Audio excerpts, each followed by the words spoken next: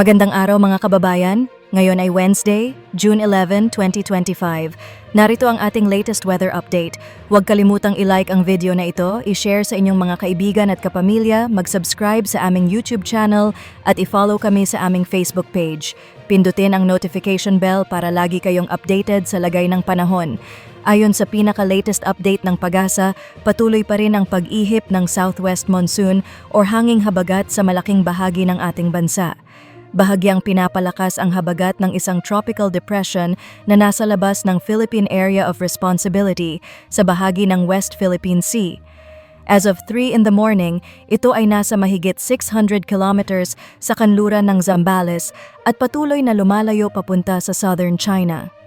Ayon sa PAGASA, patuloy na minomonitor ang isang kumpol ng ulap o cloud cluster sa silangan ng bansa sa bahagi ng Philippine Sea.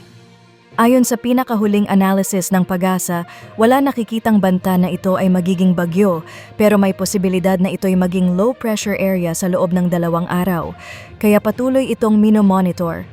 Ngayong araw, sa malaking bahagi ng Central at Southern Luzon, asahan pa rin ang malalakas na pag-ulan, lalo na sa Zambales, Bataan at Occidental Mindoro. Ito ay dulot pa rin ng hanging habagat. Moderate to heavy at minsan intense rains ang inaasahan, kaya posible pa rin ang mga pagbaha at pagguho ng lupa sa mga nabanggit na lugar. Makulimlim din ang panahon sa iba pang bahagi ng Central Luzon, kabilang ang Pangasinan, Metro Manila, Calabarzon at natitirang bahagi ng Mimaropa.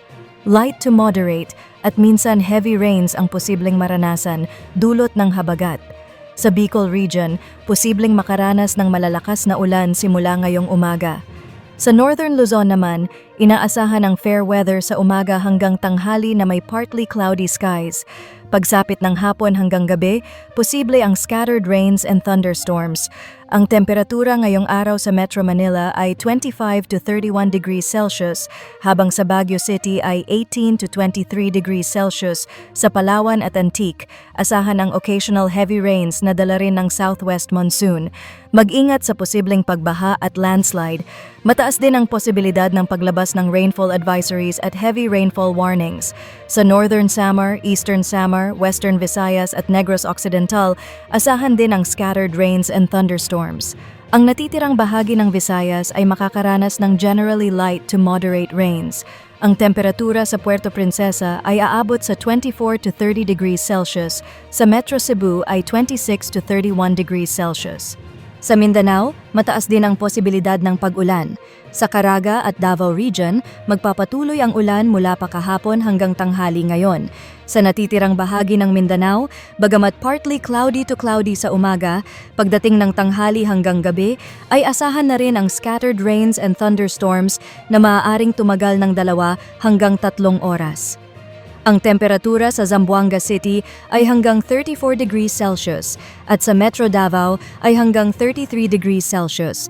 Sa ngayon, wala pa tayong gill warning o babala para sa delikadong pag-alon, pero inaasahan na magiging mataas ang mga pag-alon sa West Philippine Sea na maaaring umabot sa 3 meters ngayong araw at 3.5 meters bukas. Posibleng maglabas ng babala para sa mga maliliit na bangkang pandagat. Sa iba pang baybayin ng bansa, posibleng umabot sa 2 meters ang taas ng alon kapag lumakas ang hangin, ngunit kadalasan ay nasa 1 meters lamang. Pagdating ng weekend, inaasahang humihina na ang southwest monsoon. Bukas?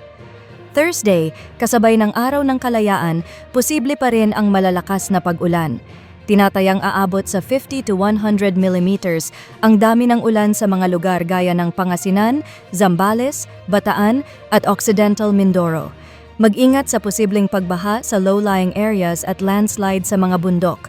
Sa Metro Manila, Central Luzon, Calabarzon, Bicol Region, Mimaropa at Visayas, asahan pa rin ang light to moderate with occasional heavy rains. Para naman sa June 13 to June 15, Friday to Sunday forecast. Sa Friday, inaasahang hihina ang habagat kaya ang ulan ay mainly sa northern at western sections ng Luzon tulad ng Batanes, Babuyan Islands, Ilocos Region at mga bahagi ng central at southern Luzon, kabilang ang Metro Manila. Asahan ang light to moderate rains. Sa natitirang bahagi ng bansa, partly cloudy to cloudy skies ang mararanasan na may posibilidad ng scattered rains and thunderstorms sa hapon hanggang gabi. Sa weekend, inaasahang higit pang hihina ang habagat at mas iiral ang easterlies, hangin mula sa silangan, lalo na sa Visayas at Mindanao. Mataas ang tsansa ng scattered rains and thunderstorms lalo na sa hapon hanggang gabi. Sa Luzon, mas maganda ang lagay ng panahon, ngunit inaasahang magiging mainit at maalinsangan pagsapit ng tanghali at may posibilidad pa rin ng saglit na pag-ulan at thunderstorms sa hapon. At iyan ang latest sa lagay ng ating panahon. Muli, huwag kalimutang i-like, i-share, i-subscribe at mag-follow sa aming Facebook page at i-click ang notification bell para manatiling updated sa bawat weather development. Ingat po tayong lahat.